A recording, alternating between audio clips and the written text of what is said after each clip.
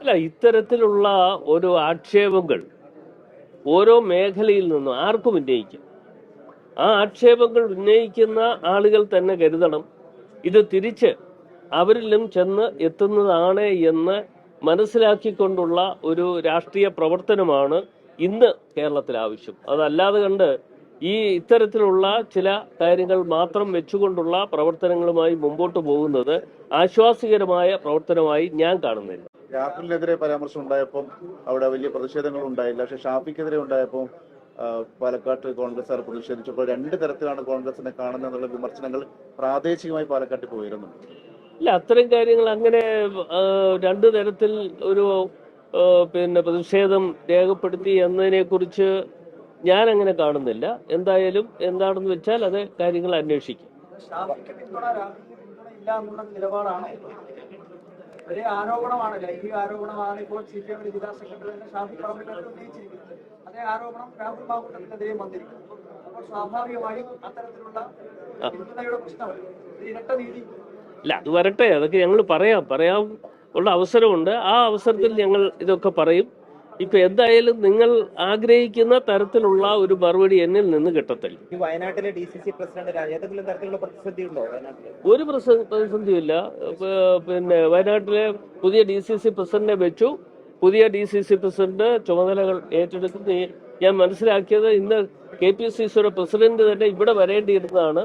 അദ്ദേഹം നേരിട്ട് വയനാട്ടിലേക്ക് പോയിരിക്കുകയാണ്. ഇന്ന് അദ്ദേഹം ചുമതല ഏറ്റെടുക്കുകയാണ്. അവിടെ ഒരു പ്രതിസന്ധി.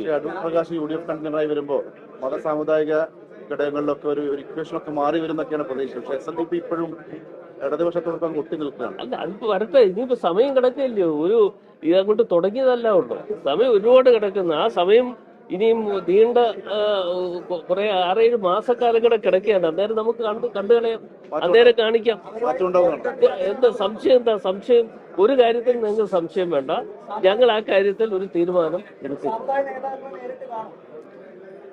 അതിപ്പോ ഞാൻ പറഞ്ഞല്ലോ, അതൊക്കെ ഏത് തരത്തിൽ പോകണം എന്നതിനെ കുറിച്ച് ഞങ്ങൾ ആലോചിക്കും. കൂട്ടായി ആലോചിച്ചുകൊണ്ട് കാര്യങ്ങൾ ചെയ്യും. വയനാട് പുതിയ അധ്യക്ഷൻ എന്താണ് ഒരു അടിയന്തര ചുമതല എന്നുള്ള രീതിയിൽ അവിടെ ചിലപ്പോൾ വീടുകളുടെ നിർമ്മാണമുണ്ട്, അങ്ങനെയുള്ള കാര്യങ്ങളിലൊക്കെ പുരോഗതി ഉണ്ടാവും. ഇല്ല, അത്തരം ആ കാര്യങ്ങൾ ഇന്നിപ്പോ പുതിയ ഒരാളിനെ ചുമതലയേക്കുന്നു. പുതിയ ആൾ ചുമതല ഏറ്റെടുത്ത് എന്തൊക്കെ കാര്യങ്ങളാണ് നിറവേറ്റേണ്ടത് എന്നതിനെ കുറിച്ച് KPCC തലത്തിൽ ഒരു ചർച്ചകൾ ഉണ്ടാകും. ആ ചർച്ചകളോടൊപ്പം തന്നെ മുതിർന്ന നേതാക്കന്മാരുമായിട്ടുള്ള ഒരു ചർച്ചയ്ക്ക് ശേഷമായിരിക്കും അതിനുള്ള തീരുമാനം ഉണ്ടാവുക. വെള്ളാപ്പള്ളി നടേശൻ വീണ്ടും ആവർത്തിക്കുന്നത് LDF മൂന്നാമത് അധികാരത്തിൽ വരുമെന്നാണ്. അതിപ്പോ ആർക്കും എന്തും പറയാമല്ലോ. അത് പറയുന്നതിനൊന്നും തെറ്റൊന്നുമില്ല. അദ്ദേഹം അങ്ങനെ ആവർത്തിച്ച് പറയുന്നു എന്ന് പറഞ്ഞാലും അദ്ദേഹത്തിന്റെ മനസ്സ് ഇനി മാറിക്കൂടാന്നുണ്ടോ? അതിനൊരു അവസരം വരട്ടെ നമുക്ക് കാണാം. ലോകത്തെവിടെയായാലും ഏത് സമയത്തും 24 വാർത്തകളും ഓഗ്മെന്റഡ് റിയാലിറ്റി പാക്കേജുകളും എക്സ്പ്ലെയിനറുകളും വിശദമായി കാണാൻ ഞങ്ങളുടെ YouTube ചാനൽ നിങ്ങൾക്ക് സബ്സ്ക്രൈബ് ചെയ്യാം.